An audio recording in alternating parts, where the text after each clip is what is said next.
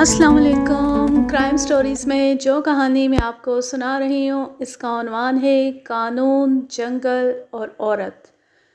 इसके मुसन्निफ़ हैं ताहिर जावेद मुग़ल और ये इंस्पेक्टर नवाज़ ख़ान सीरीज़ की कहानी है। ये इसका दूसरा और आखिरी हिस्सा है। चौधरी मोहब्बत अली का डेरा कस्बे से बाहर बरसाती नाले के किनारे एक बाग में था। कोई 3 कोस का फासला था। जब हम बाग के सामने पहुँचे, दिन पूरी तरह चढ़ चुका था। उभरते सूरज की किरणें माल्टे और संतरे के पौधों पर चमक रही थीं। बड़ा खूबसूरत मंजर था, लेकिन मैं उस मंजर में खून की लाली देख रहा था। आने वाले लम्हे बड़े संगीन थे। चौधरी का डेरा भी एक छोटी मोटी हवेली थी। दरख्तों में गिरी हुई एक नीम पुख्ता इमारत थी जिस पर देहाती अंदाज के फूल बूटे बने हुए थे।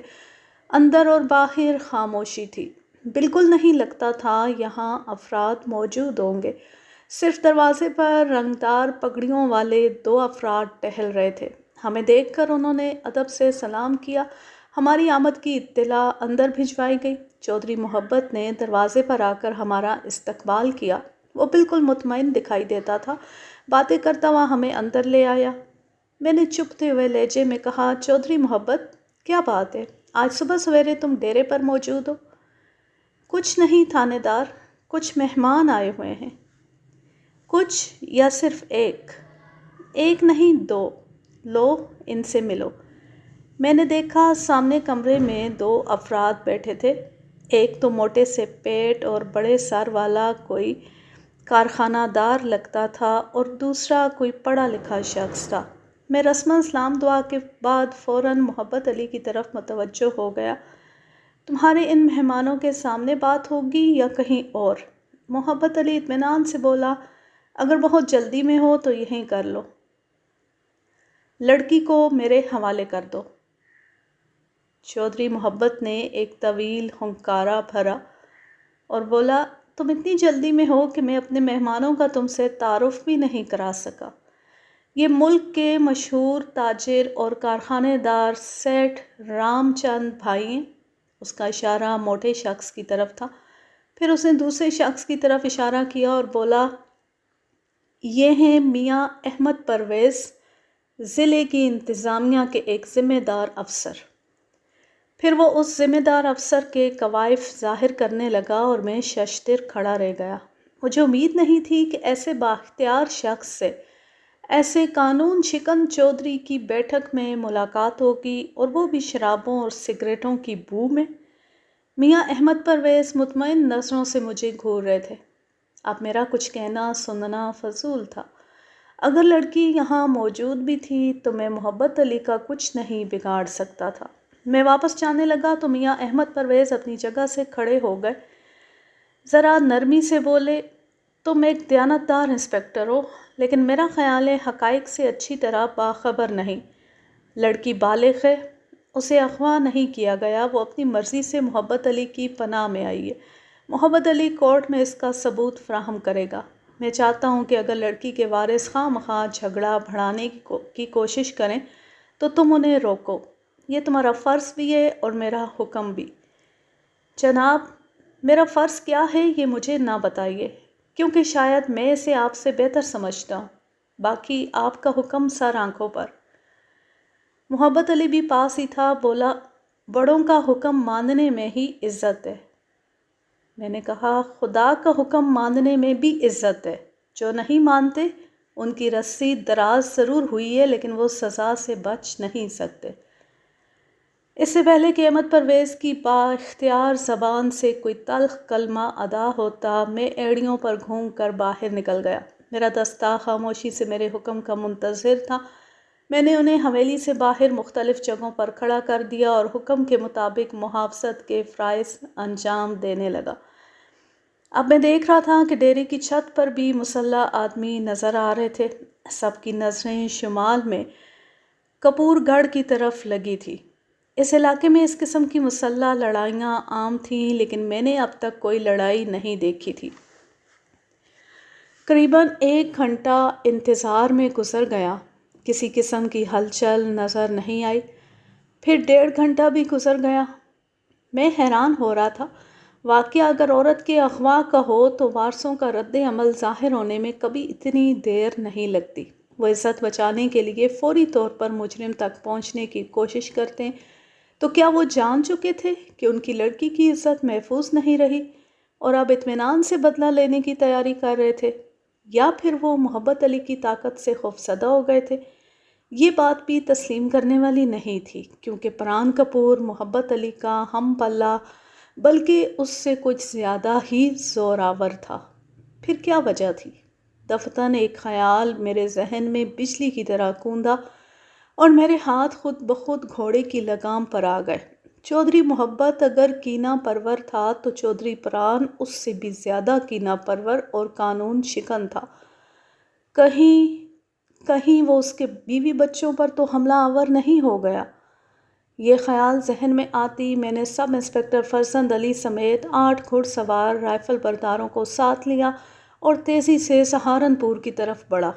2 کوس کا فاصلہ ہم نے پلک جھپکتے میں طے کیا۔ ابھی ہم قصبے سے 1 کوس دور تھے کہ فضا میں سیاہ دھوئیں کے مرحولے نظر آئے۔ میرا دل اچھل کر حلق میں آ گیا۔ سب انسپکٹر نے میری طرف اور میں نے اس کی طرف دیکھا اور گھوڑوں کی رفتار اور تیز کر دی۔ اندھا دھند گھوڑے بھگاتے ہم قصبے میں داخل ہوئے تو گلیوں میں لوگوں کا ہجوم نظر آیا۔ ہر چہرہ دھواں دھواں تھا۔ چودھری محبت علی کی بلند حویلی سے نکلنے والے شعلے اب آسمان سے باتیں کر رہے تھے۔ لوگ چاروں طرف سکتے کے عالم میں کھڑے تھے۔ وہ جانتے تھے یہ آگ اب بجھائے نہیں بجھے گی۔ پوری حویلی دھڑا دھڑ جل رہی تھی۔ میرے دیکھتے دیکھتے حویلی کے اندر سے 3 گھوڑے رسا توڑا کر نکلے۔ ایک تو چند قدم بھاگ کر زمیں بوس ہو گیا اور دوسرے ہنہناتے ہوئے نظروں سے اوجھل ہو گئے۔ ایک بھینس لوگوں کی نگاہوں کے سامنے آگ میں بھسم ہوئی۔ تپش اتنی زیادہ تھی کہ نصف فرلانگ دور کھڑا ہونا بھی دشوار محسوس ہو رہا تھا۔ میں نے ایک شخص سے چیخ کر پوچھا، چودھری کا بال بچہ بچا کہ نہیں؟ اس نے رقت آمیز انداز میں نفی میں سر ہلا دیا۔ یہ ایک روح فرسا خبر تھی، لیکن میں اسے سننے کے سوا کیا کر سکتا تھا؟ خدا خدا کر کے آگ کچھ مدھم ہوئی۔ ارد گرد کے گھروں والوں نے اپنے مکان بچانے کے لیے کوششیں کی۔ میں بھی بھاگتا لوگوں میں راستہ بناتا حویلی کے قریب پہنچا۔ سیاہ رنگ حویلی کے باہر 2 لاشیں پڑی تھیں۔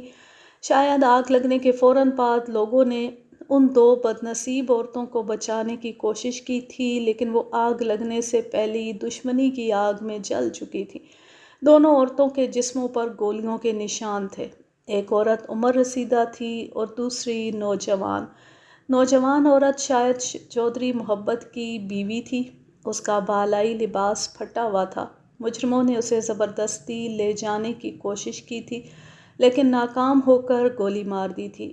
چودھری کے 2 چھوٹے بچے اندر ہی رہ گئے تھے۔ لوگوں نے بتایا کہ وہ کم از کم 150 افراد تھے اور سب کے سب آتشی اسلحے سے مسلح۔ ان میں خطرناک ڈاکوؤں کا ایک ٹولہ بھی تھا۔ ان ڈاکوؤں نے سروں پر سیاہ ڈھاٹے باندھ رکھے تھے۔ آتے ساتھ ہی انہوں نے زبردست ہوائی فائرنگ کی اور پھر چودھری محبت کی حویلی پر ٹوٹ پڑے۔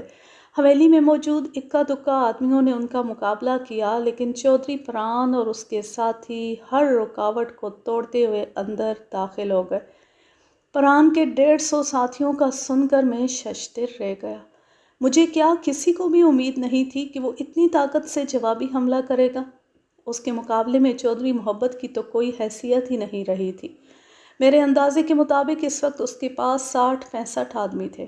ان میں سے بھی صرف 20-25 کے پاس رائفلیں اور ریوالور وغیرہ تھے، باقی کلہاڑیوں اور لاٹھیوں سے مسلح تھے۔ دفتن مجھے پھر خطرے کا احساس ہوا۔ وہ غضبناک ٹولہ اب کہاں تھا؟ کہیں اب وہ لوگ ڈیرے کی طرف تو نہیں گئے تھے؟ عین ممکن تھا کہ وہ خشک نالے میں سے گزر کر دوسری طرف سے چودھری کے ڈیرے کی طرف نکل گئے ہوں۔ میں نے ایک بار پھر اپنے ساتھیوں کو اشارہ کیا اور واپس ڈیرے کی طرف لپکا۔ سردیوں میں سرد سورج सरसों کے زرد کھیتوں پر چمک کر ہر طرف موت کی زردی پھیلا رہا تھا۔ میں اور میرے پریشان حال ساتھی ان کھیتوں میں سے گھوڑے بگاتے چلے گئے۔ ایک کانسٹیبل چلا کر بولا، وہ دیکھیے جناب۔ میں نے ذرا گردن نکال کر دیکھا اور میرے تمام خدشات حقیقت کا روپ دھار گئے۔ چودھری محبت کے ڈیرے سے بھی دھوئیں کے گہرے بادل اٹھ رہے تھے۔ کھیتوں میں کام کرتے کسان اور مزدور ہاتھوں میں درانتیاں کسیاں تھامے کبھی چودھری کے ڈیرے کی طرف دیکھتے تھے اور کبھی سہارنپور سے بلند ہونے والے دھوئیں کو۔ انہیں کچھ سمجھ نہیں آ رہا تھا یہ کیا ہو رہا ہے۔ کچھ کھیت مزدور ننگے پاؤں قصبے کو بھاگے جا رہے تھے۔ عجب افراتفری کا عالم تھا۔ ابھی ہم ڈیرے سے کچھ دور ہی تھے کہ چھاپا مار پارٹی کی باقی نفری ایک کنویں پر کھڑی نظر آئی۔ میں نے سب انسپکٹر سے چلا کر پوچھا، کیا ہوا؟ تم یہاں کیوں کھڑے ہو اور یہ دھواں؟ ہاں صاحب، چودھری محبت کے آدمی اسے چھوڑ کر بھاگ گئے۔ کسی کو خبر نہیں تھی کہ چودھری پران اتنے آدمیوں کے ساتھ حملہ کرے گا۔ جناب وہ 150-200 کے قریب آدمی تھے اور تمام کے تمام آتشی ہتھیاروں سے مسلح۔ ان میں خطرناک ڈکیت بھی تھے۔ چودھری محبت اور اس کے ساتھیوں نے بھاگ جانے میں ہی خیریت سمجھی اور یہ انہوں نے ٹھیک کیا، ورنہ شاید کوئی بھی زندہ نہ بچتا۔ جب وہ سب لوگ بھاگ گئے تو ہم چند آدمی کیا کر سکتے تھے؟ ان سب نے شراب چڑھا رکھی تھی اور تیش میں اندھے ہو رہے تھے۔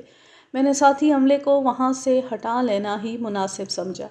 اور وہ لڑکی جسے محبت علی نے اغوا کیا تھا، مجھے اس کا کچھ پتہ نہیں جناب۔ میں بتاتا ہوں جی، ایک نوجوان کاشتکار آگے بڑھ کر بولا۔ اس نے انگلی سے ایک طرف اشارہ کرتے ہوئے کہا، میں اس کھیت میں کام کر رہا تھا۔ ایک گھوڑا سرپٹ بھاگتا ہوا آیا۔ میں نے دیکھا اس پر چودھری صاحب محبت علی سوار تھے۔ ان کے آگے ایک لڑکی بیٹھی ہوئی تھی۔ اس کے دونوں ہاتھ رسی میں بندھے تھے اور وہ چیخ رہی تھی۔ پھر وہ کسی طرح گھوڑے سے نیچے گر گئی۔ مٹی نرم ہونے کی وجہ سے اسے زیادہ چوٹ نہیں آئی، لیکن اس سے پہلے کہ وہ اٹھ کر بھاگتی، چودھری صاحب گھوڑا موڑ کر اس کے سر پر پہنچ گئے۔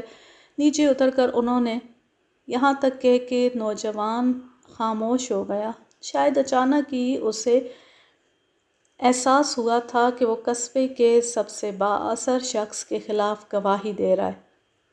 اس پر کوئی بھی مصیبت آ سکتی تھی۔ اسے خاموش ہوتے دیکھ کر میں نے اسے تسلی دی اور یقین دلایا کہ اس کے بیان سے چودھری کو فائدہ ہی پہنچے گا۔ جناب عالی، چودھری صاحب نے نیچے اتر کر لڑکی کو تھپڑوں سے مارا اور پھر بالوں سے کھینچتے ہوئے دوبارہ گھوڑے پر لے گئے۔ لڑکی ہائے پتا جی چلا رہی تھی۔ میں حیران و پریشان کھڑا سوچ رہا تھا کہ کیا کروں۔ چودھری محبت کے پیچھے جاؤں جو ایک نوجوان لڑکی کو اغوا کر کے لے جا رہا تھا، یا پران کپور اور اس کے درندہ صفت ساتھیوں کو دیکھوں جو ایک پورے گھرانے کو برباد کر چکے تھے؟ پھر اچانک میرے ذہن میں ایک بات آئی اور مجھے لگا کہ میری مشکل آسان ہو گئی ہے۔ عین ممکن تھا کہ پران کپور اور اس کا گروہ بھی اسی راستے پر گیا ہو جس پر محبت علی لڑکی کو لے کر جا رہا تھا، اور یہ وہ راستہ تھا جو اونچے نیچے ٹیلوں سے ہوتا ہوا بتدریج گھنے جنگل میں گھس جاتا تھا۔ اس راستے پر گھوڑا ڈالنے سے پہلے زبردست سوچ بچار کی ضرورت تھی، لیکن میرے پاس سوچنے کا وقت نہیں تھا۔ یا تو مجھے تمام دیکھے اور اندیکھے خطرات کو قبول کر کے جنگل کی طرف بڑھنا تھا، یا خود کو اور اپنے ساتھیوں کو صحیح سلامت لے کر واپس سہارنپور تھانے جا بیٹھنا تھا۔ لیکن کیا اب میں اس حیثیت سے تھانے جا سکتا تھا جس حیثیت سے صبح وہاں سے اٹھ کر آیا تھا؟ ہرگز نہیں۔ یہاں تعیناتی کے بعد تھوڑے سے عرصے میں میں نے سخت محنت اور جان فشانی سے سہارنپور تھانے کو کچھ وقار بخشا تھا، لیکن آج ہونے والی لوٹ مار اور خون ریزی نے اس وقار کو مٹی میں ملا دیا تھا۔ تھانہ اور تھانے دار ایک بار پھر مشکل میں تھے۔ عین ممکن تھا کہ کل سے پھر سہارنپور کے لوگ پولیس والوں کو دیکھ کر مذاق اڑانے لگے۔ اس کا مطلب تھا ایک بار پھر وہی دور لوٹ آئے گا جب سہارنپور کے تھانے دار کو مجرم گرفتار کرنے سے پہلے چودھری سہراب جیسے لوگوں سے باقاعدہ اجازت لینا پڑتی تھی۔ پولیس والے اغوا ہوتے تھے اور تھانے پر ہلے بولے جاتے تھے۔ نہیں، اب میں یہ سب کچھ نہیں ہونے دوں گا۔ یہ قانون اور جرم کی جنگ تھی۔ گناہوں کی اس تاریکی میں یہ سر دھڑ کی بازی تھی، اور وہیں کھڑے کھڑے میں نے یہ بازی لگانے کا فیصلہ کر لیا۔ میں نے بلند آواز سے عملے کو ایک جگہ جمع ہونے کا حکم دیا۔ جیسا کہ میں بتا چکا ہوں، اعلیٰ افسروں نے مجھے اس دور دراز تھانے میں تعینات کرتے وقت خصوصی سہولتیں فراہم کی تھی۔ میرا ساتھی عملہ خاصا تربیت یافتہ تھا اور اس وقت کے حساب سے میرے پاس ہتھیار بھی جدید اور وافر تھے۔ میرے ساتھی میرا چہرہ دیکھ رہے تھے اور اندازہ لگا رہے تھے کہ میں کیا حکم دینے والا ہوں۔ ان میں سے کچھ کے چہروں پر دبا دبا جوش تھا اور کچھ جنگل میں گھسنے کے خیال سے ہراساں بھی دکھائی دے رہے تھے۔ میں نے پریشان نظر آنے والے چہروں کو ایک طرف کیا اور انہیں ضروری ہدایات کے ساتھ سب انسپکٹر فرزند علی کی تحویل میں دے کر واپس تھانے بھیج دیا۔ اب عملے کے 20 افراد میرے ساتھ تھے۔ ان میں 15 رائفل بردار، 2 ہیڈ کانسٹیبل اور 3 حوالدار تھے۔ میں نے اپنی پارٹی کا جائزہ لیا اور اللہ کا نام لے کر جنگل کی طرف رخ کر لیا۔ بلال شاہ میرے پہلو میں گھوڑا بھگا رہا تھا۔ وہ بار بار سوالیہ نظروں سے میری طرف دیکھ رہا تھا اور بلال ہی نہیں، باقی عملے کی سوالیہ نظریں بھی مجھ پر لگی تھی۔ انہیں سمجھ نہیں آ رہی تھی کہ میں کیا کرنا چاہتا ہوں۔ اگر لوگوں کے کہنے کے مطابق پران کپور اور اس کے ساتھیوں کی تعداد 150 کے قریب تھی، تو پھر 20-22 پولیس والے ان کا کیا بگاڑ سکتے تھے؟ لیکن میرے ذہن میں 2 باتیں تھیں۔ اول یہ کہ پران کپور سے مڈ بھیڑ ہونے کی صورت میں مجھے اس سے ٹکر نہیں لینا تھی۔ میرا ارادہ تھا کہ پران کپور سے ہمدردی ظاہر کروں اور لڑکی کی برآمدگی کے سلسلے میں اسے اپنا تعاون پیش کروں۔ باقی معاملے لڑکی برآمد ہونے کے بعد دیکھے جا سکتے تھے۔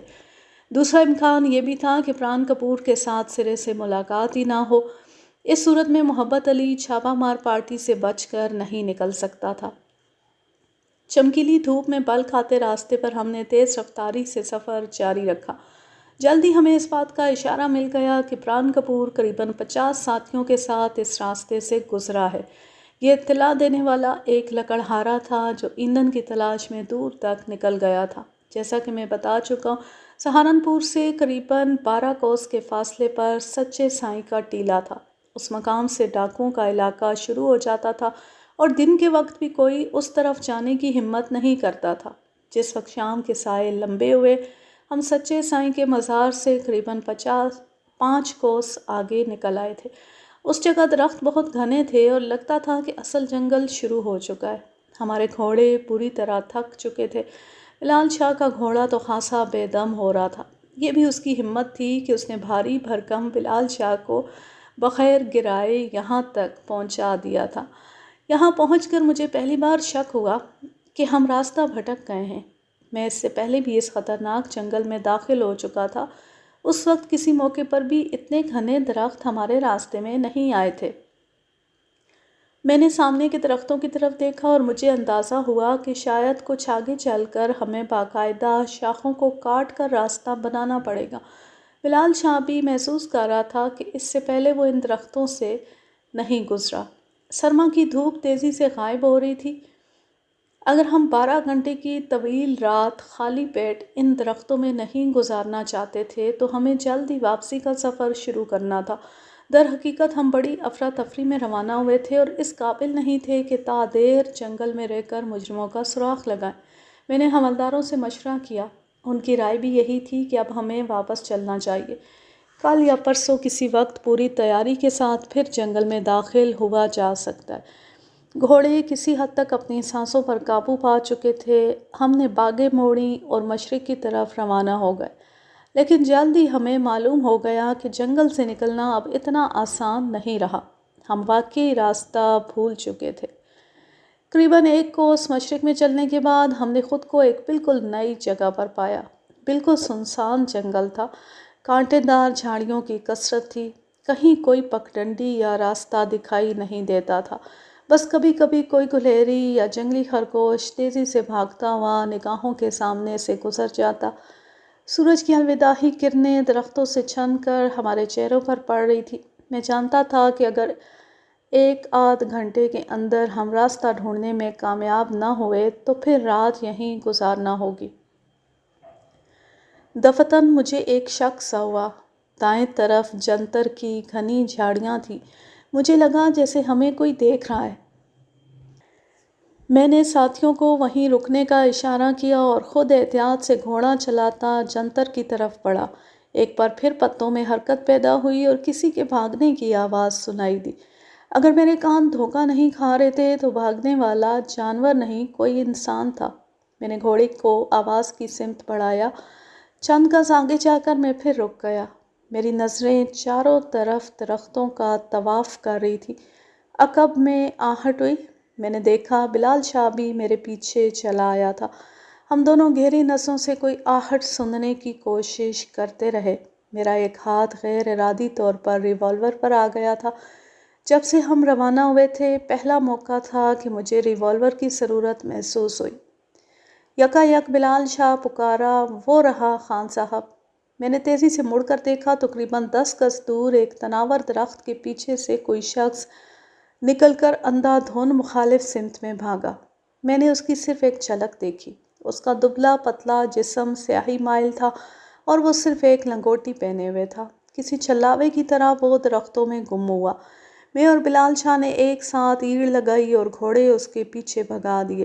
گھنے درختوں میں یہ ایک دشوار تعاقب تھا۔ کئی جگہ ہمارے گھوڑے گرتے گرتے بچے۔ شاخوں کی ضربوں نے ہمارے چہرے پر خراشیں ڈال دیں۔ تقریباً 4 فرلانگ کی اندھا دھند تعاقب کے بعد اس شخص نے پانی کے ایک جوہڑ میں چھلانگ لگا دی۔ درختوں کے بیچوں بیچ یہ کوئی 1 ایکڑ کا جوہڑ تھا۔ حالانکہ اس نے نہایت خاموشی سے چھلانگ لگائی تھی، یعنی ڈائیو کی تھی، لیکن میری نظر اس پر پڑ گئی۔ اب وہ سانس روکے پانی کے اندر بیٹھا تھا۔ بلال شاہ گھوڑے سے چھلانگ لگا کر جوہڑ کے کنارے پہنچا۔ اس کے ہاتھ میں دیسی ساخت کا ریوالور تھا اور نظریں پانی پر جمی تھیں۔ وہ ایک موٹی سی گالی نکال کر بولا، کتنی دیر گھسا رہے گا؟ نکل باہر، تیری ایسی کی تیسی۔ بلال شاہ کو زیادہ غصہ اپنی چوٹوں کا تھا۔ تیز رفتار تعاقب کے دوران ایک درخت کی شاخ عین اس کی آنکھ پر لگی تھی اور اس آنکھ کے نیچے ایک نیل گوں ابھار پیدا ہو چکا تھا۔ اچانک ایک اور خیال میرے ذہن میں آیا، کہیں چھلانگ لگانے والا اندر ہی اندر دوسری طرف تو نہیں جا رہا۔ میں نے گھوڑی کو موڑا اور چکر کاٹ کر تیزی سے دوسرے کنارے کی طرف گیا۔ ابھی میں راستے میں ہی تھا کہ کوئی شخص پانی سے برآمد ہو کر تیزی سے کنارے پر چڑھا۔ اس وقت بلال شاہ نے بوکھلاہٹ میں 2 فائر کیے، لیکن اتنی دور سے یہ فائر کیا کر سکتے تھے؟ میں پوری رفتار سے گھوڑا بھگاتا ہوا اس شخص کے سر پر پہنچا۔ اب وہ پانی سے نکل کر سر جھکائے درختوں کی طرف بھاگ رہا تھا۔ میں نے چلتے گھوڑے سے چھلانگ لگائی اور اسے لیتا ہوا بھربھری زمین پر گرا۔ اجنبی کے حلق سے ایک خوفزدہ آواز نکلی، پھر وہ زور زور سے چلانے لگا۔ مجھے اس سے ایسی بزدلی کی توقع نہ تھی۔ میرا گھونسا اٹھے کا اٹھا رہ گیا۔ اجنبی میرے نیچے پڑا ڈری ڈری آوازیں نکال رہا تھا اور اس کوشش میں تھا کہ کسی طرح بچ کر نکل جائے۔ میں نے اس کی لنگوٹی پر مضبوطی سے ہاتھ ڈال کر اسے کھڑا کر دیا۔ اب بلال شاہ بھی ہمارے پاس آ گیا۔ اجنبی کوئی مقامی دکھائی دیتا تھا۔ عمر کوئی 45 سال رہی ہوگی۔ چہرے کے بال خودرو گھاس کی طرح بے ترتیب تھے، پیشانی پر جھریاں تھیں۔ وہ ہاتھ جوڑ کر ہم سے معافیاں مانگ رہا تھا۔ میں نے اپنے سامان سے ہتھ کڑی نکالی اور احتیاطاً اسے پہنا دی۔ ہتھ کڑی پہن کر وہ بھوں بھوں کی آواز سے رونے لگا۔ وہ مقامی لہجے میں بار بار کہہ رہا تھا، میرا کوئی قصور نہیں۔ تاریکی گہری ہو چکی تھی، ہاتھ کو ہاتھ سجائی نہیں دیتا تھا۔ ہم اپنے ساتھیوں سے بچھڑ کر کافی آگے نکل آئے تھے۔ پہلے ہم نے خاموشی سے ان کا انتظار کیا، پھر زور زور سے آوازیں دیں، ہوائی فائر بھی کیے، لیکن کوئی جواب نہیں آیا۔ لگتا تھا عملہ مجھے ڈھونڈنے کی کوشش میں کچھ اور دور نکل گیا۔ سردی میں بتدریج اضافہ ہو رہا تھا۔ ہم نے جوہر سے ہٹ کر آگ جلائی اور اس کے گرد بیٹھ گئے۔ وہ عجیب مخبوط الحواس شخص تھا۔ خوف سے اس کی گھگی بندھی ہوئی تھی۔ مجھے ایسے دیکھ رہا تھا جیسے موت کے فرشتے کو دیکھ رہا ہو۔ اس کی زبان کھلوانے سے پہلے مجھے بڑی حکمت سے اس کا خوف دور کرنا پڑا۔ اس کی کہانی کچھ اس طرح ہے۔ اس کا نام غوث بخش تھا۔ وہ جس گاؤں کا رہنے والا تھا وہ سہارنپور سے 15 کوس مشرق کی جانب تھا۔ آج سے 10 سال پہلے اس غریب کاشتکار کو قتل کے ایک کیس میں پھنسایا گیا۔ پھنسانے والا پولیس کا ایک ASI تھا۔ یہ ASI اس کی جوان بیٹی پر نظر رکھتا تھا، لیکن غوث بخش نے اس کی شادی کسی اور جگہ کر دی۔ ASI نے انتقام لینے کے لیے غوث بخش کو ایک کیس میں ملوث کر دیا۔ پولیس جب غوث بخش کو پکڑنے کے لیے اس کے گھر پہنچی تو وہ ڈر کر بھاگ نکلا۔ کوئی 2 ماہ وہ مختلف جگہوں پر چھپتا رہا، بالآخر اس جنگل میں پناہ گزین ہو گیا۔ وہ کوئی جرائم پیشہ تو تھا نہیں کہ ڈاکو بن جاتا، نہ ہی کوئی پڑھا لکھا شخص تھا کہ قانون کا سامان کرتا۔ وہ ایک سیدھا سادہ دیہاتی تھا۔ اپنی جان بچانے کے لیے اس نے مستقل طور پر یہیں بسیرا کر لیا۔ میں اور بلال شاہ یہ سن کر حیران ہوئے کہ پولیس کا خوف اس بیچارے کو 10 سال سے اس جنگل میں ٹھہرائے ہوئے تھا۔ اس دوران وہ ایک بار بھی کسی بستی میں نہیں گیا۔ ہاں، کبھی کبھار وہ کسی کھیت کھلیان تک جا پہنچتا تھا اور وہاں سے اناج چرا لیتا تھا۔ وہ ایک نفسیاتی مریض بن چکا تھا۔ 10 سال میں آج پہلی بار پولیس کی وردی دیکھی تھی اور خوفزدہ ہو کر بھاگ نکلا تھا۔ ایک عجیب ڈرامہ تھا جو اس جنگل میں ہمارے لیے قطعی غیر متوقع تھا۔ باتیں کرتے کرتے وہ اچانک بلک بلک کر رونے لگتا اور معافیاں مانگنے لگتا تھا۔ مجھے جہاں اس پر ترس آ رہا تھا، وہاں اس نظام سے نفرت بھی ہو رہی تھی جو ایک انسان کو تعلیم کی روشنی سے محروم کر کے اتنا بے وقوف بنا دیتا ہے، اور ایک شخص کو اختیار کی ٹوپی پہنا کر اتنا عقل مند اور جابر بنا دیتا ہے کہ ایسا ہی خدا بن جاتے اور غوث بخش جنگلوں میں بھاگ نکلتے۔ میری زندگی میں یہ بات بار بار سچ ہوئی ہے کہ نیکی رائے گاں نہیں جاتی۔ اگر میں غوث بخش کی کہانی سن کر اس سے ہمدردی نہ کرتا اور اسے اس کے حال پر چھوڑ کر آگے نہ بڑھ جاتا، تو وہ سراغ کبھی میرے ہاتھ نہ آتا جو مجھے بالآخر محبت علی تک پہنچانے کا سبب بنا۔ میں نے غوث بخش کی کہانی سنتے ہی اس کی ہتھکڑی کھول دی۔ رات گئے تک اس کا خوف دور کرنے کی کوشش کرتا رہا۔ میں نے اسے یقین دلایا کہ وہ بے قصور ہے۔ میں اسے شہر لے جاؤں گا اور اس کے ساتھ پورا تعاون کروں گا۔ اگلے روز صبح سویرے ہم اپنے ساتھیوں کی تلاش میں روانہ ہوئے۔ غوث بخش کو میں نے اپنے ساتھ بٹھا لیا تھا، کیونکہ بلال شاہ کے ساتھ اسے بٹھانے کا مطلب تھا ایک گھوڑے پر 3 آدمیوں کو بٹھانا۔ غوث بخش میرے عقب میں بیٹھا تھا۔ دفتن مجھے اندازہ ہوا کہ ایک نہایت نفیس قسم کی خوشبو میرے نتنوں میں گھس رہی ہے۔ ایسا ہی احساس مجھے کل رات سے 2-3 دفعہ ہو چکا تھا۔ پہلے تو میں سمجھا کہ شاید بلال شاہ نے کوئی خوشبو لگا رکھی ہے، لیکن اس سے ایسی نفاست کی توقع فضول تھی۔ وہ تو ان لوگوں میں سے تھا جو عطر میں ڈوبا ہوا روئی کا تونبا لے کر کان میں اڑس لیتے ہیں اور ایسی ٹیکے دار خوشبو بکھیرتے ہیں کہ روح بے قرار ہو جاتی ہے۔ پھر میں نے اسے وہم سمجھ کر ذہن سے جھٹک دیا تھا، لیکن اب پھر وہی خوشبو میرے نتنوں میں گھس رہی تھی، اور اس دفعہ اتنی واضح تھی کہ اسے جھٹلانا ممکن نہیں تھا۔ تو کیا اس جنگلی غوث بخش نے یہ خوشبو استعمال کر رکھی تھی؟ ناقابل یقین بات تھی۔ وہ تو شاید 8-10 مہینے سے نہایا بھی نہیں تھا۔ آخر ایک جگہ میں نے گھوڑا روک کر اس سے پوچھا، غوث بخش، یہ خوشبو کہاں سے آ رہی ہے؟ پہلے تو اس نے لا علمی ظاہر کی، پھر چونک کر اپنی لنگوٹی میں ہاتھ ڈالنے لگا۔ اگلے ہی لمحے اس نے اپنی لنگوٹی میں سے ایک خوبصورت زنانہ رومال نکالا۔ خوشبو اسی رومال سے امڑ رہی تھی۔ پیلے رومال پر خون کے سرخ دھبے بھی نظر آ رہے تھے۔ یہ تجھے کہاں سے ملا؟ سائیں زمین پر پڑا ملا تھا، میں نے چوری تو نہیں کیا۔ میں نے نرم لہجے میں اس سے پوری بات دریافت کی۔ غوث بخش نے بتایا کہ کپڑے کا یہ ٹکڑا کل اسے جھاڑیوں میں پڑا ملا تھا۔ وہ جانتا تھا کہ ایسے رومال فیشنیبل عورتیں استعمال کرتی ہیں۔ اسے شک گزرا کہ یہیں کہیں نزدیک رومال والی بھی موجود ہے۔ وہ درختوں میں قدموں کے نشان ڈھونڈتا پھرتا تھا کہ ہم نظر آ گئے۔ وہ سمجھا کہ بالآخر پولیس اسے پکڑنے پہنچ ہی گئی ہے، اور وہ وہاں سے بھاگ نکلا۔ رومال، خوشبو، عورت، میرے ساتھ ساتھ بلال شاہ کے کان بھی کھڑے ہو گئے۔ ہو نہ ہو یہ محبت علی اور اس لڑکی کا معاملہ تھا۔ تھوڑی دیر بعد ہم گھوڑے بھگاتے تیزی سے کل والی جگہ کی طرف بڑھ رہے تھے۔ حسب توقع ہمارے ساتھی وہاں موجود نہیں تھے۔ شاید وہ کل رات ہی واپسی کا سفر اختیار کر چکے تھے۔ غوث بخش گھوڑے سے اترا اور جلد ہی کھرا اٹھانے میں کامیاب ہو گیا۔ اس معاملے میں اس کی مہارت حیرت انگیز تھی۔ ہمیں خشک پتوں پر کچھ دکھائی نہیں دے رہا تھا، لیکن وہ ہمیں لے کر بڑے اعتماد سے آگے بڑھ رہا تھا۔ کوئی 1 کوس اسی طرح چلنے کے بعد ہم نے وہی خشک نالہ پار کیا اور دائیں طرف مڑ گئے۔ ہم دونوں گھوڑوں پر سوار تھے اور غوث بخش پیدل چل رہا تھا۔ ایک جگہ رک کر وہ بولا، سرکار، میرا خیال ہے وہ عورت اور مرد اس سامنے ٹیلے پر چڑھے ہیں۔ اوپر درختوں کے بہت سے جھنڈ نے، ہو سکتا ہے وہ کسی جھنڈ میں چھپے ہوں۔ میں نے بلال شاہ سے پوچھا کیوں نہ میں اکیلا اوپر جاؤں۔ بلال شاہ جو لڑائی دنگے کا شوقین تھا، تھوڑی سی بحث کے بعد راضی ہو گیا۔ میں نے ان دونوں کو درختوں کے درمیان ایک محفوظ جگہ چھوڑ دیا، پھر ریوالور چیک کر کے آہستہ آہستہ ٹیلے پر چڑھنے لگا۔ یہ کچی مٹی کا ٹیلا تھا، دیہات میں ایسے ٹیلوں کو تھے بھی کہتے ہیں۔ جھاڑ جھنکاڑ کافی تھا، بھربھری زمین پر کثرت سے جانوروں کے پنجوں کے نشان دکھائی دے رہے تھے۔ ان میں کبھی کبھی مجھے ایک جوتے یا ننگے پاؤں کی جھلک بھی نظر آ جاتی تھی۔ ننگا پاؤں لڑکی کا تھا اور میں یہ کہے بغیر نہیں رہ سکتا کہ وہ ایک نہایت خوبصورت پاؤں تھا۔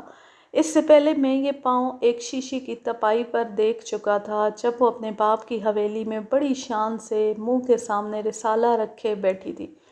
اب اپنے باپ کے گناہوں کی سزا اسے بھگتنا پڑ رہی تھی۔ ایک بپھرا ہوا چودھری ایک گھوڑی کے بدلے اسے کانٹوں پر گھسیٹتا پھر رہا تھا۔ جوں جوں میں آگے بڑھ رہا تھا، دل کی دھڑکن تیز ہو رہی تھی۔ ریوالور میرے ہاتھ میں تھا۔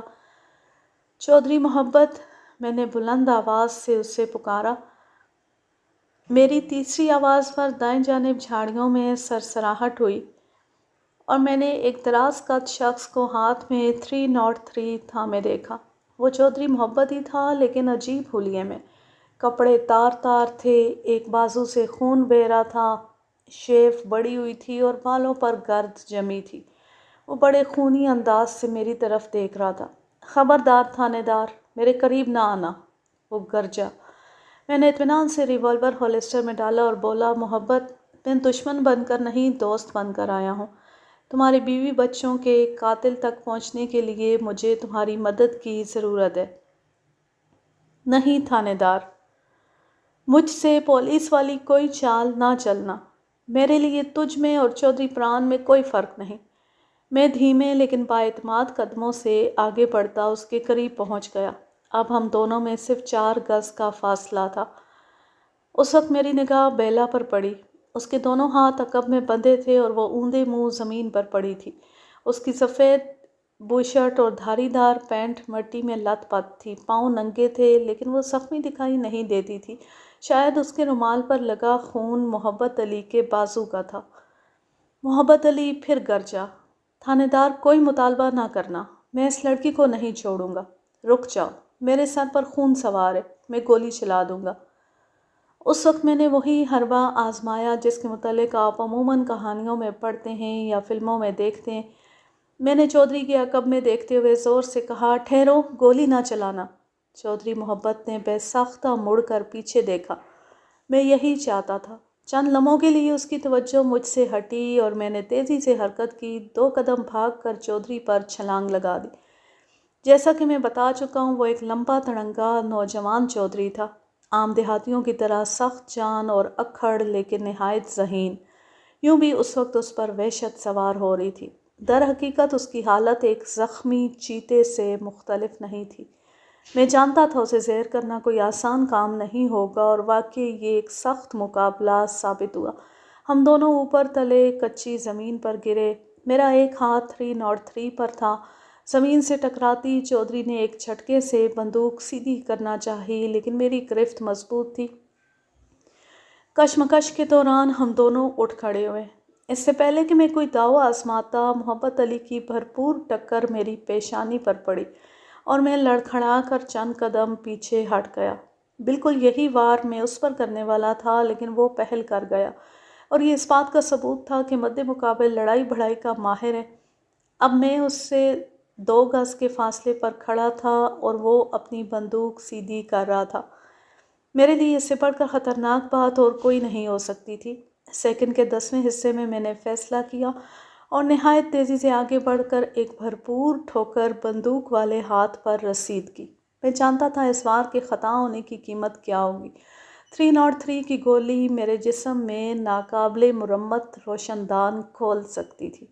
ٹھوکر کا بھرپور اور بر وقت ہونا ضروری تھا اور میری یہ دونوں توقعات پوری ہوئیں۔ اس سے پہلے کہ محبت علی کی انگلی لبلبی دباتی، بندوق اس کے ہاتھوں سے نکلی اور کلابازیاں کھا کر جھاڑیوں میں جا گری۔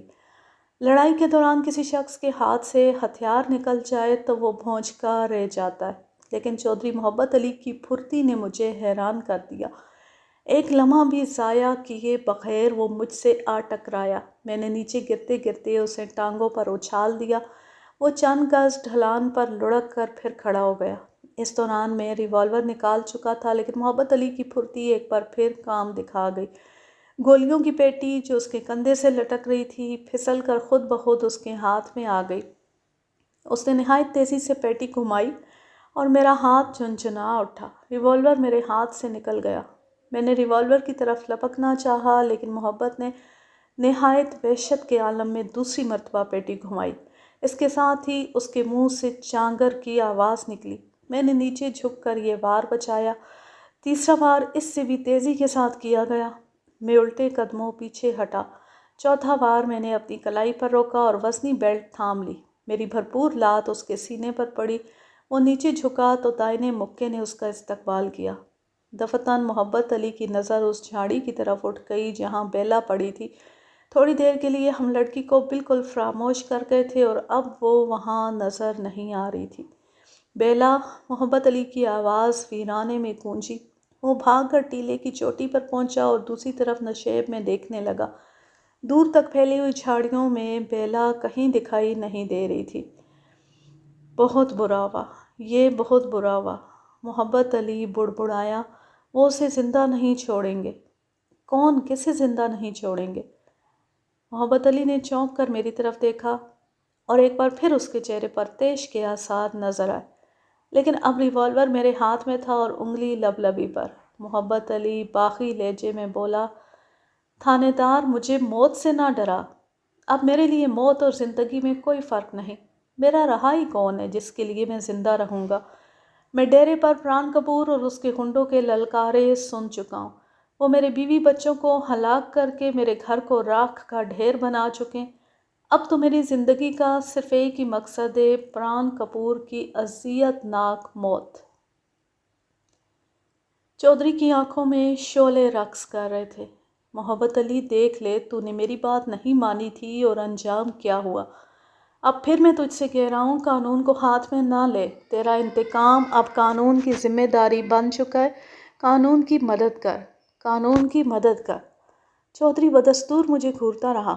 میں نے بڑے اعتماد کے ساتھ ریوالور ہولسٹر میں ڈال دیا۔ بلال شاہ اور غوث بخش گھوڑے لے کر ٹیلے کے اوپر چڑھ آئے تھے۔ محبت علی ایک درخت سے ٹیک لگائے ہمارے درمیان بیٹھا تھا۔ اس کی حالت اس چواری کی سی ہو رہی تھی جو سب کچھ ہار کر اب خودکشی کا سوچ رہا تھا۔ تھانے دار، پچھلے 24 گھنٹے مجھ پر بہت بھاری گزرے ہیں۔ میں اس لڑکی کو لے کر مسلسل بھاگتا رہا ہوں۔ پران کپور اور اس کے آدمی شکاری کتوں کی طرح ہمارے پیچھے لگے ہوئے ہیں۔ وہ 8-8 10-10 کی ٹولیوں میں بٹ کر اس سارے علاقے میں ہمیں تلاش کر رہے ہیں۔ کل رات یہاں سے 4-5 کوس شمال کی طرف پران کپور کے آدمیوں نے مجھے گھیر لیا۔ کوئی 2 گھنٹے گولیاں چلتی رہیں۔ میرا بازو بھی زخمی ہو گیا، لیکن میں لڑکی کے ساتھ بچ نکلنے میں کامیاب ہو گیا۔ ایک جگہ جنگلی سوروں نے ہمیں گھیر لیا اور ایک جگہ شہد کی مکھیوں نے ہمارا پیچھا کیا۔ بھاگتے ہوئے لڑکی کا پاؤں مڑ گیا اور مجھے اسے کندھے پر اٹھا کر 2 گھنٹے پیدل بھاگنا پڑا، اور وہ بھی شدید بھوک اور پیاس کے عالم میں۔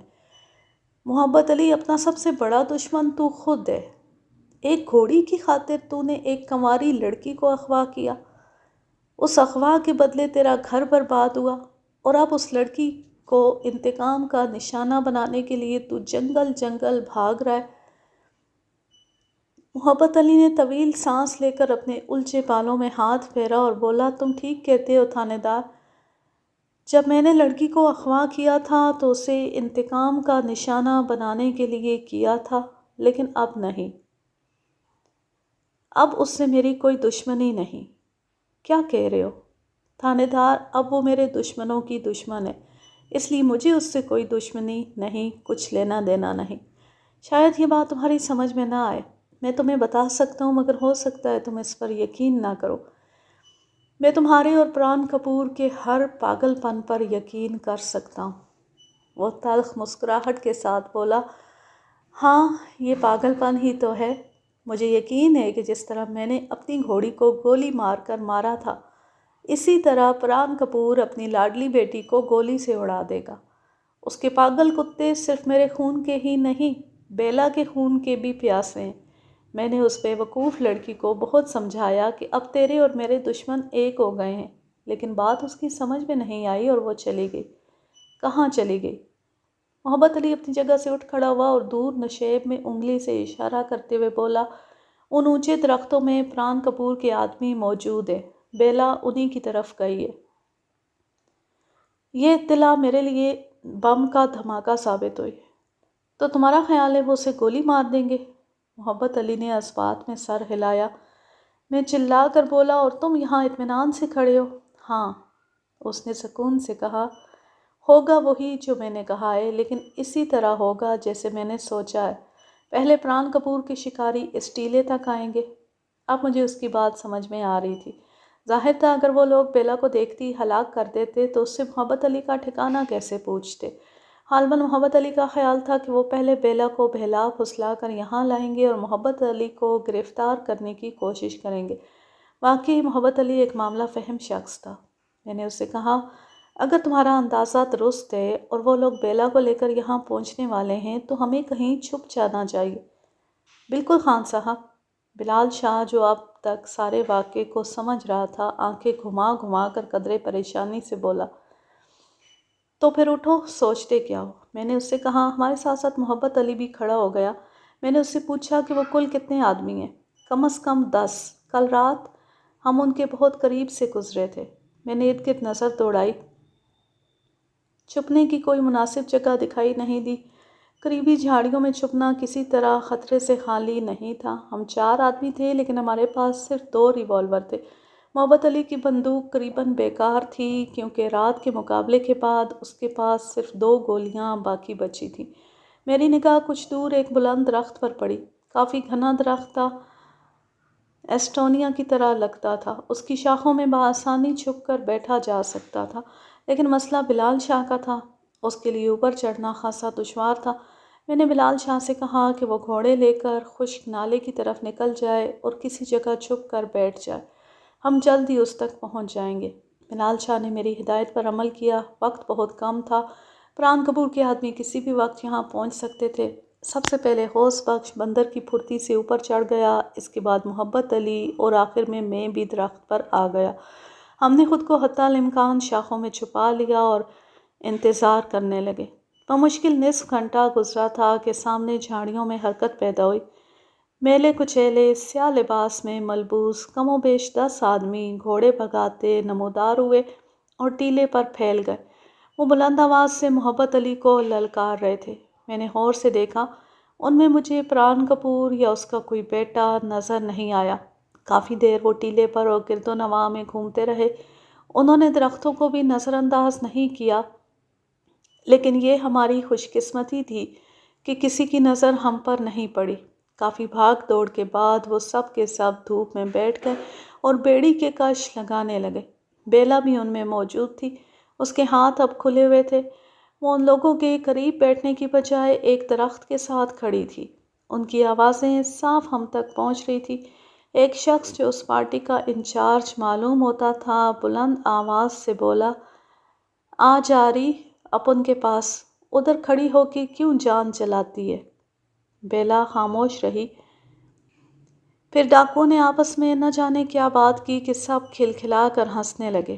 ان کا رویہ بیلا سے کچھ ٹھیک نہیں تھا۔ شاید محبت علی کی بات ٹھیک ہی تھی۔ پھر میں نے دیکھا کہ ڈاکوؤں کے انچارج نے اپنے ساتھیوں کو قریب بلایا۔ اس کی بارعب آواز سنائی دی، وہ الو کے پٹھے زیادہ دور نہیں گئے ہوں گے، انہیں تلاش کرو، 2 ہو کر چاروں طرف پھیل جاؤ۔ پھر وہ اپنی بےہودہ زبان میں ساتھیوں کو میری اور محبت علی کی تلاش کے بارے میں ہدایت دینے لگا۔ اس کی باتوں سے معلوم ہوا کہ وہ میری آمد سے آگاہ ہو چکا ہے، لیکن اسے یہ پتہ نہیں تھا کہ میرے ساتھ 2 اور افراد بھی ہیں۔